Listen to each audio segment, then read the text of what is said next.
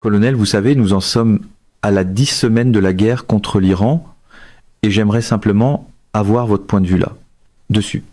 Nous avons vu tellement de nouvelles cette semaine, avec Trump qui a lancé l'opération Freedom, puis qu'il a abandonné 24 heures plus tard. Nous voyons maintenant un possible accord de paix qui, remarquablement, ressemble beaucoup à l'accord d'Obama, celui que Trump avait pourtant qualifié de pire accord jamais conclu. Dites-moi ce que vous en pensez, alors que nous en sommes à la 10 semaines de ce conflit avec l'Iran. Eh bien, suivre l'administration ou d'ailleurs quoi que ce soit à Washington en ce moment, c'est un peu comme regarder un drame d'adolescent au secondaire ou quelque chose du genre. Les gens partent dans toutes les directions de façon assez désordonnée. Il est difficile de distinguer la vérité du mensonge ou la fiction de la réalité. En fait, je suis même pas certain qu'il soit encore capable de le faire à la Maison-Blanche. Le président Trump a si souvent induit tout le monde en erreur sur ce qui se passe réellement, qu'on est presque tenté d'ignorer tout ce qui sort de la Maison-Blanche. Mais ensuite, on se dit, eh bien, je ne peux pas faire ça. Je dois écouter ces absurdités et essayer de les comprendre. Je pense que nous sommes sur le point de commencer notre série d'attaques, où je devrais dire une nouvelle offensive, une offensive aérienne et balistique. Et la meilleure façon de résumer la situation, c'est que je crois que le président Trump a mis le pied dans l'ascenseur express vers l'enfer et qu'il emmène avec lui tout ce qu'il peut. C'est un peu comme ça que je vois les choses, parce que je ne vois aucune preuve que ce que nous prévoyons de faire maintenant va produire un résultat différent de ce que nous avons vu jusqu'ici. Et je sais que nous avons rassemblé, à première vue du moins, davantage de puissance de feu cette fois-ci que la dernière fois. C'est particulièrement vrai pour l'armée de l'air, avec des bombardiers qui se trouvent maintenant à proximité immédiate du théâtre d'opération, ou carrément sur le théâtre d'opération. Beaucoup de munitions sophistiquées, peut être même plus que ce que nous avions lancé la dernière fois. Des armes comme le missile air-sol à distance de sécurité, le JASSM. Nous en avons lancé, je crois, 1 millier. Je pense que nous allons en utiliser au moins autant cette fois-ci. Le problème avec tout cela, c'est que rien n'a fondamentalement changé en ce qui concerne les positions et les capacités de votre adversaire.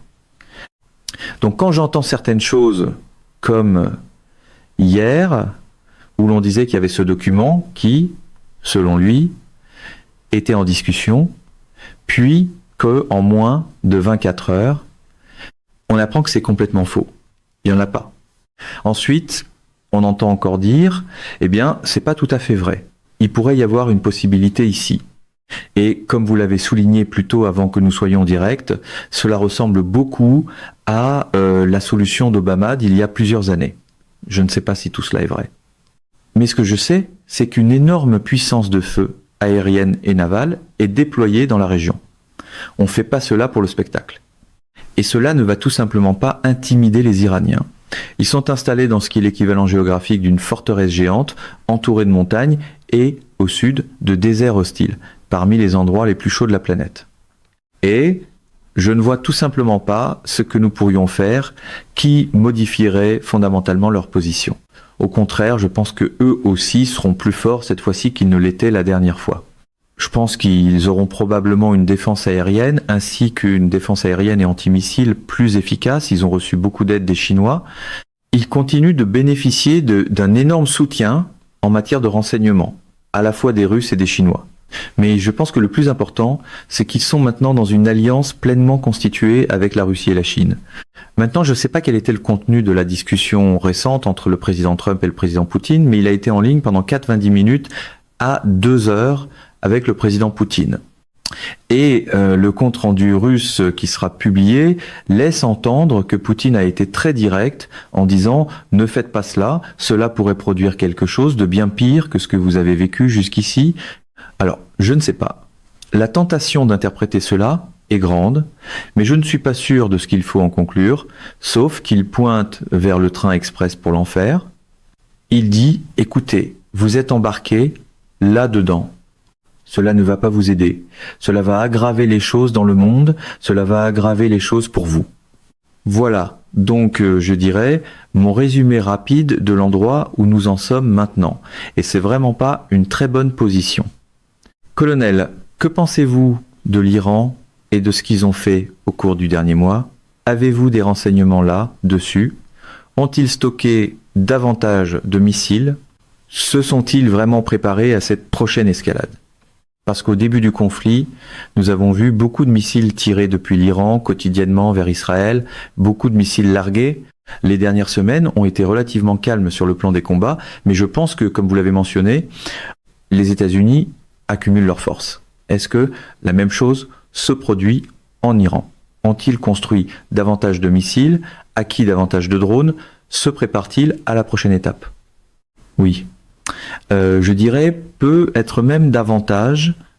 Nous savons qu'ils ont passé au moins 20 ans, certains insistent sur 30 ans, à mettre en place la force qu'ils possèdent aujourd'hui, à construire des installations souterraines, à intégrer des capacités dans les montagnes, et ainsi de suite. C'est probablement vrai. Et je pense qu'ils ont toujours considéré l'inévitabilité d'une guerre avec nous comme quelque chose auquel ils devaient se préparer. Maintenant, ils ont toujours été convaincus qu'ils pouvaient survivre à une guerre avec Israël et, plus important encore, infliger des dommages à Israël. Mais ils ont toujours véritablement craint et ils ont toujours respecté nos capacités militaires. Donc je pense que cela s'est maintenant renforcé et amélioré. Rappelez-vous, si vous regardez leur performance pendant la guerre de 12 jours il y a plusieurs mois, puis que vous la comparez avec leur performance plus récente, ils étaient infiniment plus capables et plus meurtriers pendant la dernière phase.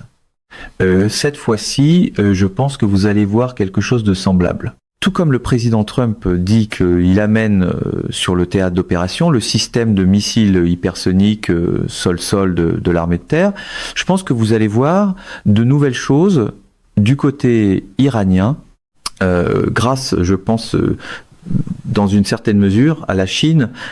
Et je pense que les Chinois ont effectué je ne sais combien de sorties vers Téhéran, livrant de la technologie de missiles et de l'assistance technique. De nombreux Chinois sont sur le terrain, particulièrement dans le domaine des missiles, et aussi dans une certaine mesure dans la production de systèmes sans pilote. Les Russes se sont fortement impliqués en essayant d'aider et d'appuyer les défenses aériennes intégrées, qui n'ont pas vraiment fonctionné aussi bien qu'elles l'auraient dû jusqu'ici. L'autre chose qu'il ne faut pas perdre de vue, c'est que les Russes ont essayé très fort d'acheminer autant d'aide humanitaire que possible aux Iraniens. Et lorsque le président Trump et son contingent de collaborateurs et de partisans disent l'Iran est dans un état terrible. Sa monnaie est détruite et ainsi de suite, ils n'ont pas tort. Mais les Iraniens sont préparés à ce genre de dommages. Ils les avaient anticipés et ils ont maintenant évacué tous leurs bâtiments clés. Donc, il ne fait aucun doute dans mon esprit que, quoi que nous disions publiquement, ils anticipent actuellement le pire scénario et ils s'y préparent. La chose que nous pourrions voir cette fois-ci, et que nous n'avons pas vu la dernière fois, c'est l'utilisation d'une certaine puissance terrestre. Autrement dit, nous avons plusieurs milliers de soldats aéroportés, de parachutistes et de marines qui pourraient être impliqués dans la prise du Nil, ou peut être même dans une attaque contre un endroit comme Bandar Abbas, ne serait-ce que sous forme de raids destinés à démontrer une capacité.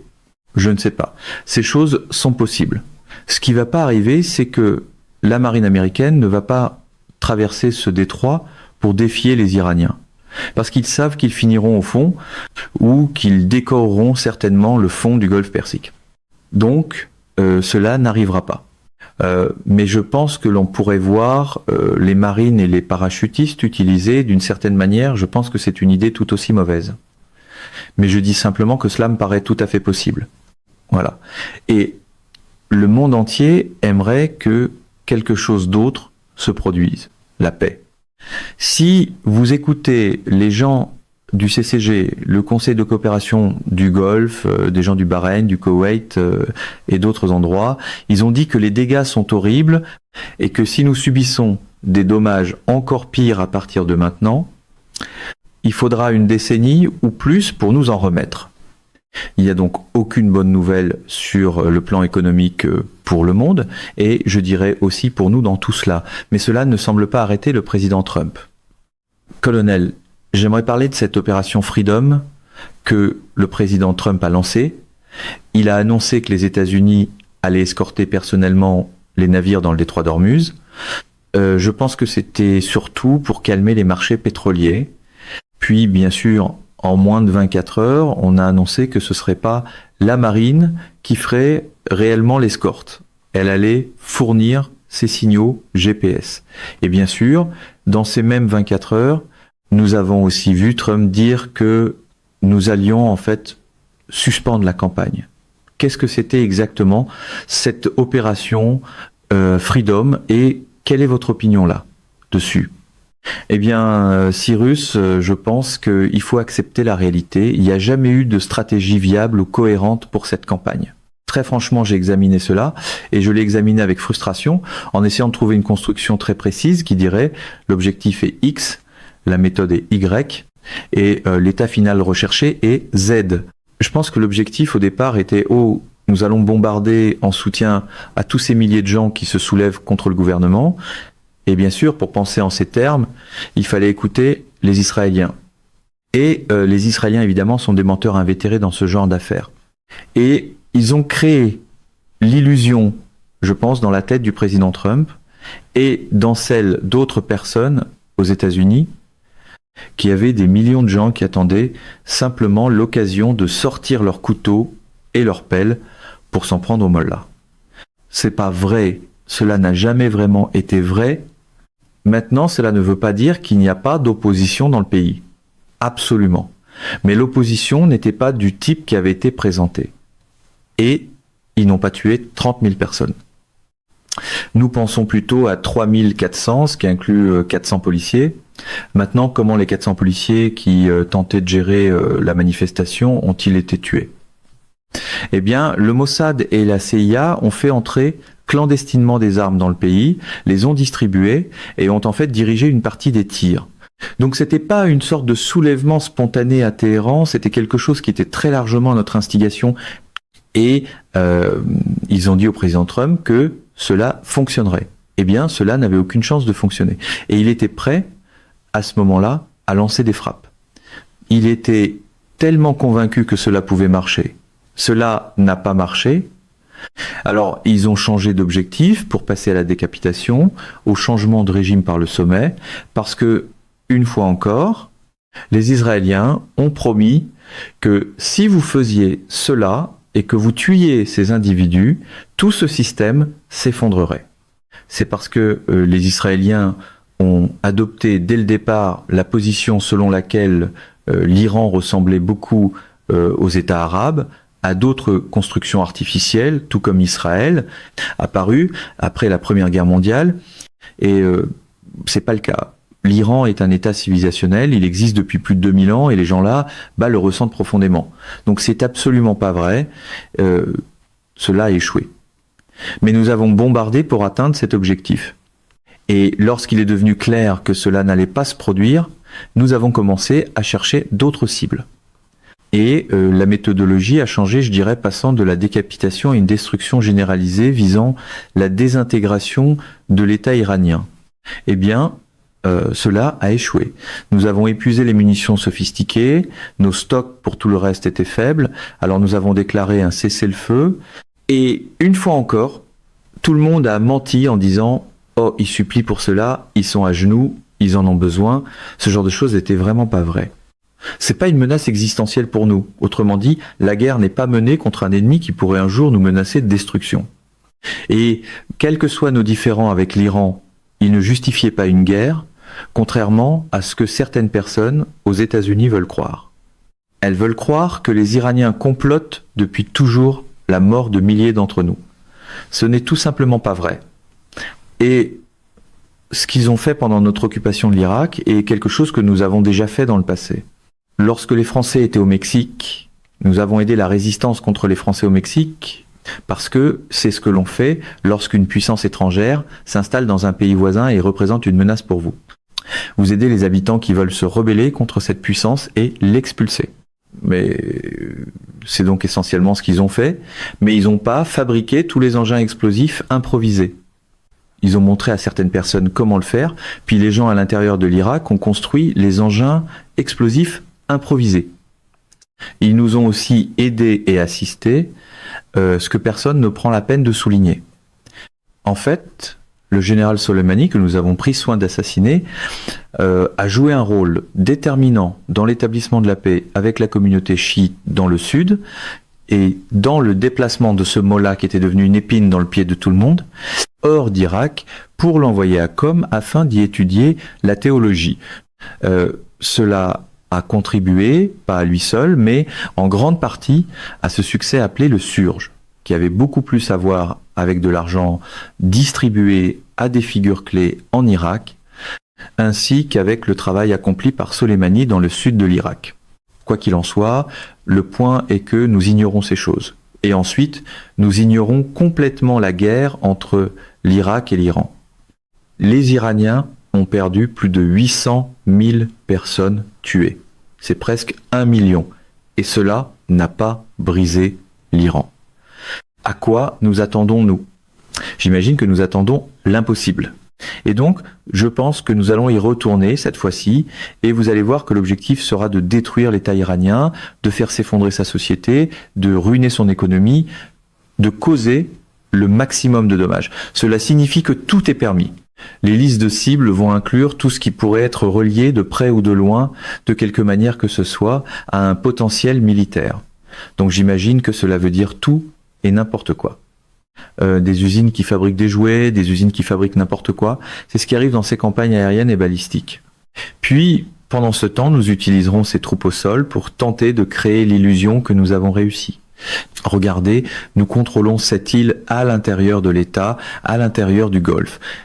Je pense que nous finirons par perdre beaucoup de gens inutilement parce que contrôler de petites îles, ce qui pouvait faire une différence il y a 100 ans, ne fait plus aucune différence aujourd'hui parce qu'elles n'ont aucune profondeur. Vous ne pouvez protéger personne là-dessus. Pendant ce temps, la situation mondiale, le tableau global est tout simplement horrible. Ce matin, je regardais la situation en Inde parce que je voulais savoir combien coûtait un baril de pétrole là. Il est à 118 $ le baril et il monte lorsqu'il s'agit de carburant d'aviation, d'autres distillats de diesel. Le monde est en grande difficulté. Et nous aussi, d'ailleurs, nous allons manquer de diesel avant de manquer d'essence. Et même si nous sommes en meilleure posture et que nous continuons de parler de notre soi-disant indépendance énergétique, la vérité est que nos réservoirs de stockage ne sont pas vides, mais ils sont bien en dessous du niveau que nous souhaiterions avoir au début de l'été. Et il faudra pas très longtemps pour épuiser ce que nous avons en réserve. Cela va contrarier beaucoup de gens. Tout le monde oublie que le diesel fait rouler les camions. Vos camions livrent tout. Les compagnies aériennes s'effondrent et nous allons voir des milliers de vols annulés jour après jour, semaine après semaine. Maintenant, certaines personnes pourraient traiter cela comme un simple désagrément temporaire. Ce serait modeste dans le but de détruire l'Iran, qui pourrait obtenir une arme nucléaire et menacer le monde entier. Eh bien, tout cela est absurde. C'est de la foutaise. Ils n'ont jamais vraiment voulu d'armes nucléaires et je ne suis pas certain qu'ils en veuillent vraiment une maintenant. Même si je soupçonne plutôt qu'ils vont en construire une à ce stade, comme beaucoup d'autres, parce que c'est ainsi que l'on tient les États-Unis et les Israéliens à distance. Mais entre-temps, quel est l'impact ailleurs? Ce que, je pense, personne ne comprend vraiment. Si vous regardez la Chine maintenant, regardez Pékin. Pékin et Moscou ont tous deux conclu que nous ne pouvons pas laisser l'Iran s'effondrer parce qu'il est parfaitement évident que ces dirigeants dangereux et déséquilibrés en Occident, particulièrement à Washington, voudront s'en prendre à nous. Donc nous devons prendre position avec l'Iran. Et rappelez-vous, il y avait cette chose dont les gens parlaient, qui devait être en quelque sorte le pivot des BRICS, une alliance entre la Russie, l'Inde et la Chine. Eh bien, je pense que cela a changé maintenant. C'est la Russie, l'Iran et la Chine. L'Iran est un État de première ligne, directement dans la ligne de mire des forces américaines et israéliennes, tout comme les forces européennes et américaines maintiennent la Russie dans la ligne de mire. Donc je pense que la première chose à comprendre, c'est que le président Trump veut aller à Pékin. Que va-t-il trouver à Pékin? Eh bien, je pense qu'il va trouver beaucoup de gens extrêmement en colère et mécontents de tout ce qu'il a fait. S'il s'attend à ce que le président Xi se conforme à toutes les exigences qu'il lui présentera, il est complètement déconnecté. Pékin vient d'annoncer que les entreprises chinoises ne respecteront pas les sanctions américaines visant leurs raffineries. En particulier, celles liées au commerce du pétrole iranien, y compris le grand poids lourd, je crois qu'il s'appelle Engli Petrochemical. C'est un tournant majeur dans les relations entre Pékin et Washington, parce qu'aussi agaçant et irritant que les tarifs aient été, je pense que nous avons vu que les Chinois étaient prêts à nous accommoder sur beaucoup de ces questions de commerce, d'échange et de tarifs. C'est terminé. La Chine resserre son emprise sur le commerce avec les États-Unis. Elle élargit ses contrôles à l'exportation sur les minéraux critiques. Elle renforce ses propres chaînes d'approvisionnement et sa capacité à façonner ses relations avec le reste du monde. Autrement dit, elle réduit progressivement ses investissements aux États-Unis, elle se débarrasse de nos bons du trésor, de notre dette, et elle réalloue ses réserves vers des actifs plus solides, particulièrement l'or, tout en réduisant sa dépendance au commerce américain. C'est très dangereux parce que nous importons énormément de Chine, et cela ne fera peut-être pas une énorme différence pour nous sur le plan militaire, à certains égards, mais cela fera certainement une différence pour le consommateur américain. Donc je pense que la croyance fondamentale du président Trump dans l'utilité de la force militaire américaine et de la puissance militaire pour façonner notre politique étrangère a été un désastre. La seule chose qu'il doit apprendre avant d'aller à Pékin est quelque chose qu'il ne peut pas apprendre. Et c'est une certaine dose d'humilité parce que nous avons réellement besoin de l'aide chinoise. Nous devons démilitariser nos relations avec la Chine et le reste de l'Asie. L'Asie en a actuellement assez de nous, elle est fatiguée de nous, elle préférait tout simplement faire des affaires sans nous. Ce serait une catastrophe. Mais comment amener le président Trump à ce point ? Le président Trump me rappelle toujours, franchement, Winston Churchill. Winston Churchill avait de nombreux attributs positifs, mais il en avait aussi de très négatifs. Et il n'aimait pas les faits lorsqu'ils allaient à l'encontre de son point de vue, lorsqu'il contredisait ses positions, ses politiques. Je veux dire, il refusait tout simplement de les accepter. Je pense que le meilleur exemple, c'est lorsque Mountbatten est allé en Inde pour gérer l'indépendance de l'Inde par rapport au contrôle impérial britannique. Il a fait un assez bon travail. Au bout du compte, c'était pas parfait. Il est revenu en Grande-Bretagne et Churchill était furieux. Il voulait même pas lui parler, il voulait pas le rencontrer. Eh bien, c'est un peu trumpien. Mais la liquidation de l'Empire britannique était une nécessité absolue parce qu'ils étaient fauchés. Leur ratio dette PIB était de 240%. Ils n'avaient pas les moyens d'offrir des soins de santé à leur propre population. Je ne pense pas que le président Trump tienne compte de tous ces facteurs et leur accorde le poids qu'ils méritent. Ce qui se passe ici aux États-Unis est, au bout du compte, beaucoup plus important que tout ce qui se passe à l'étranger. Quand il dit que nous ne dépendons pas du Golfe Persique, il a raison. Alors, qu'est-ce que vous faites ? Eh bien, nous savons tout ce qu'il fait. Il mène une guerre pour Israël. Et c'est un désastre. Colonel, vous avez abordé quelque chose d'important, bien sûr la Chine, et vous avez brièvement mentionné que la Chine a essentiellement dit à Washington « Nous n'allons pas écouter vos exigences, ces sanctions. » Par exemple, si vous voulez pas que nous importions du pétrole iranien, nous allons pas vous écouter, nous allons faire ce que nous devons faire, parlez-nous de l'importance de cela. Je veux dire, c'est vraiment, à mon avis, une très grande décision de la Chine qui s'affirme essentiellement sur la scène mondiale.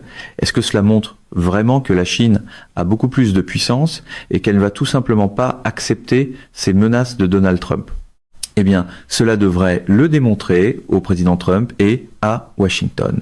Je suis pas certain que ce sera le cas, je l'espère, parce que la Chine devient rapidement la puissance dominante. Et comment la Chine est-elle devenue la puissance dominante ? En intervenant dans les pays des autres, en bloquant les ports des autres, en détruisant les chaînes d'approvisionnement dans les régions des autres ? Non. Elle est devenue la puissance dominante en se concentrant exclusivement sur le commerce et sur la construction de sa propre prospérité. Nous semblons pas comprendre que c'est ce que nous avons fait jusqu'à ce que nous nous impliquions dans la Première Guerre mondiale et la Deuxième Guerre mondiale. Nous avons fait exactement la même chose. Nous avons évité les conflits inutiles et nous avons construit notre propre puissance, notre propre infrastructure. Aujourd'hui, des gens vont en Chine et disent « Mon Dieu, quel endroit brillant, Doug. Tu peux pas imaginer à quoi cela ressemble. » Je leur dis « Non, je sais. » C'est ce que les gens disaient de nous à une certaine époque, mais nous avons jeté tout cela par-dessus bord et il ne semble pas y avoir de fin à cela pour le moment. C'est presque comme si nous avions décidé de devenir entièrement dépendants de l'intimidation des autres pour parvenir à des accords avec eux. C'est catastrophique. Donc je pense que Pékin nous voit maintenant nous engager dans une série de politiques suicidaires. Et la politique suicidaire la plus grave jusqu'ici est cette guerre menée au nom d'Israël, non seulement contre l'Iran, mais effectivement contre quiconque ne plaît pas à Israël, parce que Israël passe l'essentiel de son temps à tuer ses voisins immédiats. Nous les avons donc en fait déchargés du fardeau de traiter directement avec l'Iran afin qu'ils puissent s'occuper d'autres gens qu'ils n'aiment pas, qu'ils veulent massacrer ou expulser. Les gens à Gaza, les gens en Cisjordanie, les gens dans le sud du Liban. Et ce n'est certainement pas la fin. Ils portent l'écusson du Grand Israël et cela vous dit qu'ils veulent tout ce qui se trouve en Jordanie, dans le Sinaï, jusqu'au Nil. Ce que nous ne voyons pas non plus, ce sont les Turcs et les Égyptiens qui sont en marge de tout cela. Leurs populations veulent détruire Israël. Les dirigeants sont beaucoup plus prudents et ont fait preuve d'une grande retenue. Combien de temps cela va-t-il encore durer ? Et qui pensent vraiment qu'une fois cette affaire terminée dans le Golfe, et elle se terminera avec l'Iran, que cela se termine par une explosion ou par un murmure, c'est la question de tout le monde, mais cela va se terminer. Qui pense qu'Israël restera Israël lorsque ce sera fini, que tout le monde dira « Eh bien, c'est merveilleux. Maintenant, nous pouvons revenir à la normale. » Non. C'est le vrai message que l'Iran envoie à tout le monde. La normale est terminée, le statu quo est terminé, les Arabes disent cela, il n'y a plus de Sykes-Picot, c'est mort, et Sykes-Picot a joué un rôle déterminant dans la création d'Israël. Il m'est donc incompréhensible que personne à Washington ne puisse voir plus loin que le bout de son nez. Tout le monde essaye en ce moment de déterminer si nous frappons les bonnes cibles. Ils n'ont pas compris que le nombre de cibles que vous frappez n'a pas d'importance. Ces gens ne vont pas abandonner. Et pourquoi le feraient-ils ? C'est leur pays. Les Iraniens ont publié une série de règlements. Je ne sais pas si vous les avez vus, décrivant l'avenir du détroit d'Ormuz. Avez-vous vu cela ? Je ne les ai pas vus. Pas encore. Non, ils parlent de la nouvelle autorité pour le détroit, qui voit d'abord comme étant eux-mêmes, mais ils disent ensuite que cela deviendra international. D'autres acteurs de la région devront être impliqués, d'autres grandes puissances. Très intelligent, absolument juste. Nous avons besoin d'une nouvelle autorité pour définir la façon dont cela sera géré. Vous avez vu quelque chose de semblable émerger après la Première Guerre mondiale, en 1926, avec la Convention de Montreux. Et cela disait essentiellement, les Turcs, vous avez perdu la guerre, mais vous contrôlez le détroit, et voici les choses que vous dites vouloir. Acceptez-vous cela ? Ils ont dit oui.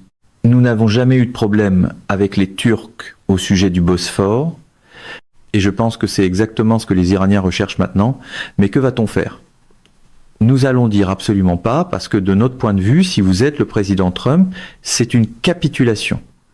Alors comment dépasser ce genre de blocage mental qui dit que tout doit être décidé par notre force, notre intérêt, nos exigences, même lorsque nous n'avons aucun intérêt dans le détroit d'Ormuz, à part y avoir un libre accès comme tout le monde, ce que nous avions avant la guerre. Colonel, j'ai une question intéressante. Nous avons vu hier le secrétaire d'État Marco Rubio. Il s'est essentiellement adressé à la nation et a dit que notre objectif maintenant, avec cette guerre, est d'arriver au point où le détroit d'Ormuz est ouvert, à peu près comme il était au début de la guerre. Est simplement une déclaration remarquable. Est-ce que ce sont les États-Unis qui admettent un échec complet de cette guerre ? Parce que, essentiellement, nous voulons revenir aux conditions du 27 février. C'est à ce moment-là que le détroit d'Ormuz était ouvert. Mais je suppose que maintenant, comme vous l'avez dit, l'Iran a présenté un plan disant « Regardez, il y aura une future autorité et voici comment nous allons gérer cela ». Alors, dites-moi ce que vous pensez du commentaire de Marco Rubio. En ce moment, dans le monde, tout le monde, à l'exception des États-Unis d'Israël, et peut être des Émirats arabes unis, qui se sont révélés être un soutien à la fois duplicite et constant d'Israël. tout le monde voit l'Iran comme une figure héroïque sur la scène mondiale, parce que l'Iran a tenu tête aux États-Unis et à Israël. C'est donc la première chose qu'il faut comprendre. Du point de vue du reste du monde, entendre Rubio dire cela provoque des rires pour la raison que vous venez de mentionner. Eh bien, c'est ce que nous avions avant que vous fassiez la guerre à l'Iran, mais ici, aux États-Unis, il se peut que cela ne soit pas compris. Malheureusement, beaucoup de gens diront « Eh bien, c'est exact ». Mais ce que Rubio voulait vraiment dire, c'est « Nous voulons que ce soit ouvert, mais nous voulons que ce soit ouvert selon nos conditions. Les conditions de l'Iran sont inacceptables. » Même s'il est vrai que l'Iran contrôle la majeure partie du littoral du Golfe Persique. Ils ont le plus grand intérêt dans ce qui se passe dans le Golfe. Ils vivent là. Nous ne vivons pas là. Nous n'y avons pas beaucoup d'intérêt. Donc nous sommes revenus là où nous étions avant. Qui croyez-vous tromper, secrétaire Rubio? En ce moment, il sait qu'il trompe le peuple américain. Et jusqu'ici, il s'en est tiré. Le président Trump aussi. Je rencontre des gens tout le temps et je leur dis, qu'en pensez-vous? Oh, nous devrions simplement écraser ces gens. Vraiment? Vraiment. Pourquoi? Oh, eh bien, nous avons eu des problèmes avec eux pendant des années. Nous devons simplement en finir et les écraser. Eh bien, que se passe-t-il si la Russie et la Chine décident que cet écrasement est inacceptable? Parce que si cela devait arriver, je pense que la Russie et la Chine interviendraient directement et rien ne les empêcherait de le faire. Qu'est-ce qui va se mettre sur le chemin de la Russie et de la Chine? Oh, eh bien, nous enverrons notre marine et notre armée de l'air. D'accord. Eh bien, regardez ce qu'il a fallu pour s'occuper de l'Iran. La majeure partie de la marine américaine, d'une manière ou d'une autre, a dû détourner son attention, ses ressources, son personnel, vers la région du Golfe Persique, vers la mer d'Arabie, l'océan Indien.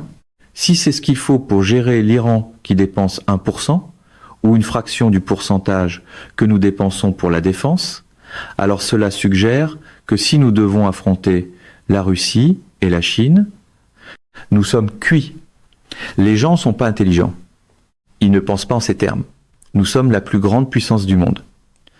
Je veux dire, cela ressemble à la Grande-Bretagne avant la Première Guerre mondiale, lorsque les Britanniques chantaient dans les pubs « Nous avons les hommes, nous avons les navires, nous avons aussi l'argent ». Donc nous pouvions aller faire tout ce que nous voulions. Et une grande partie de ce que nous appelons la puissance britannique dans l'Empire britannique est morte sur les champs de bataille de la Première Guerre mondiale pour rien, contre des gens qui n'étaient jamais leurs ennemis. Et c'est ce que nous faisons maintenant. Les gens qui vivent en Iran ou en Perse ne sont pas par définition les ennemis des États-Unis. Colonel, je veux parler un peu du blocus, parce que j'ai vu des analyses intéressantes. Il y a un économiste du FMI nommé Robin Brooks. Il a été très actif sur Twitter en disant essentiellement que le blocus américain a été un immense succès. Il soutient même que c'est ce que nous aurions dû faire à la Russie dans la guerre Russie-Ukraine. Et selon sa théorie, si les États-Unis poursuivent le blocus, nous allons essentiellement détruire l'économie iranienne. Ils vont revenir à genoux en suppliant pour un accord. Et tout ce que nous avons à faire, c'est de poursuivre ce blocus. Pourquoi cela échoue-t-il? Pourquoi cette théorie échoue-t-elle? Comment avez-vous dit qu'il s'appelait? Robin Brooks? Robin Brooks. Je ne connais pas cette personne. Il devrait probablement regarder quelques cartes et comprendre quelque chose. Lorsque nous avons bloqué Cuba, nous avons appelé cela une quarantaine, mais c'était effectivement un blocus. Nous engagions régulièrement 180 navires. Cuba était une île. Bloquer Cuba était possible. Il y a des gens qui ont étudié la Deuxième Guerre mondiale et qui ont découvert après la guerre, en fait c'est l'amiral Nimitz qui l'a laissé entendre, que nous ne comprenions pas la létalité et la capacité des sous-marins. Si nous avions eu 200 sous-marins au début de la guerre, nous aurions pu bloquer le Japon et l'affamer jusqu'à la capitulation. Oui, le Japon est un ensemble d'îles. Oui, c'est tout à fait possible. L'Iran n'est pas une île, c'est la première chose que Robin Brooks doit comprendre. Deuxièmement, l'Iran a des frontières avec d'autres nations. Ces nations sont, dans l'ensemble, amies de l'Iran et absolument pas hostiles à l'Iran. Il ne comprend pas le projet des nouvelles routes de la soie, qui a maintenant installé des lignes ferroviaires qui descendent jusqu'à Bandar Abbas depuis la Russie et l'Asie centrale, et qui transportent toutes sortes de marchandises et peuvent en fait transporter du carburant. Ensuite, vous avez d'autres routes qui passent par le Pakistan, directement à travers le Pakistan jusqu'en Chine. Et puis vous avez des ports maritimes. Il y a un port construit par les Chinois sur la côte du Pakistan appelé Gwadar, et ce port particulier se trouve à seulement 54 milles de la frontière iranienne. Vous pouvez donc y débarquer toutes sortes de matériel, y compris de la nourriture et d'autres ressources essentielles, qui pourraient ensuite être transportées par camion depuis cet endroit à travers le Pakistan directement en Iran. Maintenant, je suppose que vous pourriez alors engager la majeure partie de l'armée de l'air américaine pour voler dans toute la région 24 heures sur 24, 7 jours sur 7, pour essayer de frapper chacun de ces endroits et de détruire ces routes. Nous avons déjà engagé la majeure partie de la marine, alors j'imagine que nous pouvons engager la majeure partie de l'armée de l'air. Je ne pense pas que cela fonctionnera. Vous avez aussi des routes qui traversent directement la Caspienne vers la Russie depuis l'Iran. Et enfin, nous revenons à la Turquie. C'est le gorille de 400 ou 500 livres dans la pièce dont personne ne parle, la véritable puissance militaire actuelle et future de la région. Combien de temps encore restera-t-elle à l'écart avant de finalement dire « ça suffit » ? Tout cela n'a tout simplement aucun sens. Et même le blocus de Cuba, qui comprenait 180 navires de surface, comprenait aussi certains sous-marins, ainsi que beaucoup d'avions. 8 porte-avions y participaient, 4 étaient ce que nous considérions comme des porte-avions standards, et 4 étaient des chasseurs de sous-marins. Nous étions tout près du territoire continental des États-Unis. Les Caraïbes étaient effectivement une flaque d'eau que nous contrôlions. Nous ne contrôlons pas tout cet espace océanique. Nous ne contrôlons pas la mer Rouge. Nous ne contrôlons pas actuellement le golfe Persique. Nous ne contrôlons pas la Caspienne. Je ne suis pas sûr que nous puissions prétendre contrôler la Méditerranée orientale et nous n'avons pas les navires pour le faire. Et tout le monde oublie que si vous envoyez un navire vers un autre navire, que vous l'arrêtez et que vous l'inspectez, que vous montez à bord, ensuite vous devez prendre le contrôle de ce navire selon ce que vous décidez. Il y a toutes sortes de problèmes avec cela. Ce n'est même pas une option juridique intelligente pour nous en ce moment. Ce n'est pas réaliste sur le plan des ressources. Nous sommes encore en train de trop étendre nos moyens. Nous avons trop souvent dépassé nos limites et c'est un autre dépassement. Donc non, je pense que c'est absolument fou, pour parler franchement. Merci d'apporter cette analyse d'expert, je suis d'accord avec vous. Cela peut être une option potentielle s'il s'agit d'une île, mais avec les frontières terrestres. Et nous oublions aussi la taille de l'Iran, 4 fois la taille de l'Irak. C'est un très très grand pays, des relations importantes avec ses voisins, l'initiative des nouvelles routes de la soie, les chemins de fer, beaucoup d'options existent pour l'Iran. Colonel, j'ai une question intéressante. Aujourd'hui, au moment de ce reportage, nous sommes le 6 mai. L'Iran est-il dans une position plus forte aujourd'hui qu'il ne l'était le 27 février ? Est-ce que cette guerre a essentiellement permis à l'Iran d'émerger comme une nouvelle puissance mondiale dans ce nouvel ordre géopolitique ? Je pense que l'on peut soutenir cela. Je pense que du point de vue du reste du monde, l'Iran est maintenant remonté sur scène comme grande puissance, ce qu'il n'avait pas fait depuis quelques centaines d'années, franchement. Et il va rester dans cette position pendant un certain temps, parce que ce qu'ils ont accompli, c'est une victoire, non pas en nous attaquant, mais en se défendant contre nous, et en démontrant qu'ils ne peuvent pas être conquis. Et c'est une déclaration très importante. C'est quelque chose qu'Abraham Lincoln a essayé de dire aux Américains. D'ailleurs, avant lui, Andrew Jackson l'avait dit, et Andrew Jackson disait, vous savez, le seul problème que nous avons dans ce pays, ce sont les autres Américains. Si nous décidons de nous tuer les uns les autres, nous pouvons détruire cet endroit. Mais personne ne peut nous vaincre. Nous sommes trop grands, personne ne peut débarquer facilement sur nos côtes et marcher à travers tout le pays. Ils s'épuiseraient. Ils n'ont pas assez de force. Andrew Jackson avait raison. En ce moment, la même chose est largement vraie pour l'Iran. Quand j'entends des gens dire « eh bien, nous devons envahir l'Iran », ils n'ont qu'une idée de ce dont ils parlent. Si vous regardez ce qu'il a fallu pour lancer le débarquement de Normandie, les forces nécessaires, et qu'avons-nous fait ?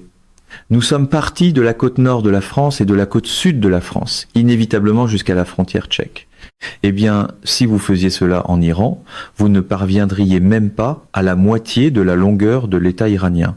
Vous seriez quelque part au milieu, probablement dans un désert.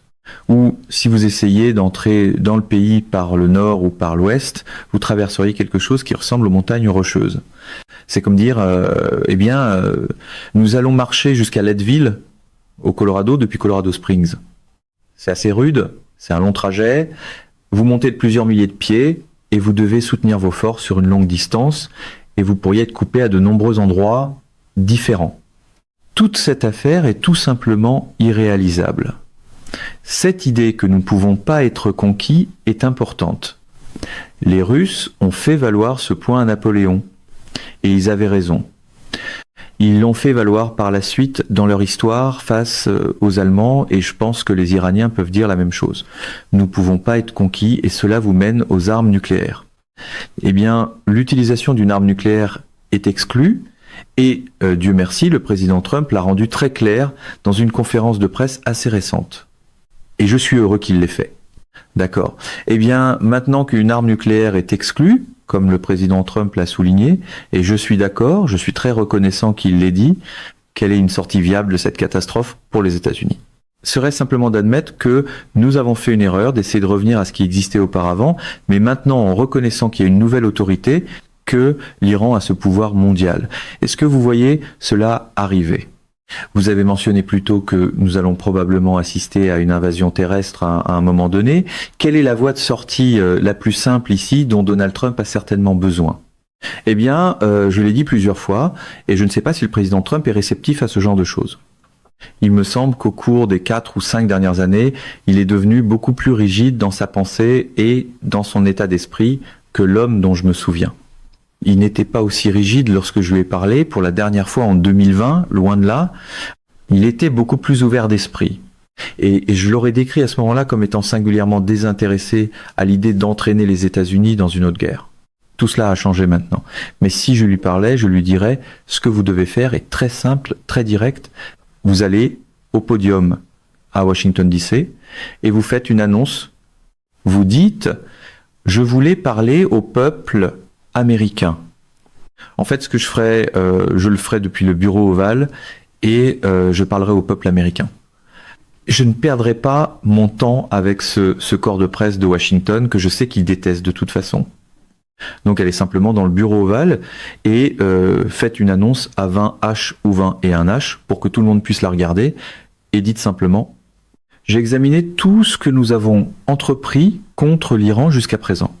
Il est parfaitement clair que nous avons causé d'énormes dégâts et que ces dégâts ne seront pas réparés rapidement. Mais il est également clair que ce que nous avons fait ne va pas atteindre nos objectifs ultimes. J'ai donc décidé de suspendre toutes les opérations militaires supplémentaires pour les raisons suivantes. Premièrement, nous n'allons pas atteindre ce que nous voulons par notre puissance militaire. C'est clair. Deuxièmement, ce que nous avons fait a nui à l'économie mondiale. Et c'est pas ce que je voulais. Et je ne le veux toujours pas. Et je veux que le monde ait accès à tout ce qui se trouve dans le Golfe Persique. Engrais, nourriture, aliments pour animaux, carburant, tout. Nous devons mettre fin à cela immédiatement. Parce que nos amis ont été touchés. L'Inde, le Japon, Taïwan, même la Chine, la Corée, le Vietnam, l'Indonésie, la Malaisie, la Thaïlande. Nous ne voulons pas faire de mal à ces peuples. Nous ne voulons pas faire de mal à nos amis et alliés européens. Je vais donc arrêter cela immédiatement. J'ordonne au CENTCOM de désengager nos forces. Nous partons et nous exhortons les Iraniens à ouvrir le détroit afin que tout le monde puisse y avoir accès. Enfin, je vais parler à certains de nos proches amis et leur demander de l'aide pour trouver une voie à suivre avec l'Iran qui n'inclut pas de conflit militaire direct. Autrement dit, nous devons résoudre nos différends autrement. Merci de m'avoir écouté. Gardez à l'esprit que je regrette les dommages qui ont été causés jusqu'ici, mais la meilleure façon d'y remédier est d'y mettre fin, et c'est ce que je fais. Merci. Que Dieu bénisse l'Amérique. Terminé. Je pense que cela fonctionnerait. Parce que la plupart des Américains recevraient cela positivement. Maintenant, cela ne passerait pas auprès de héros de combat comme Lindsey Graham et d'autres, parce que ce serait une capitulation totale. Non, ce ne l'est pas. C'est traiter les faits de manière franche. Mais c'est quelque chose qui n'est pas porté à faire. Oui. Eh bien, nous ne pouvons qu'espérer que le président Trump en arrive certainement à cette conclusion à un moment donné. Mesdames et messieurs, notre émission d'aujourd'hui s'arrête ici. Nous vous invitons à partager votre avis personnel dans la section des commentaires ci-dessous. Perspective politique vous salue et vous donne rendez-vous très bientôt.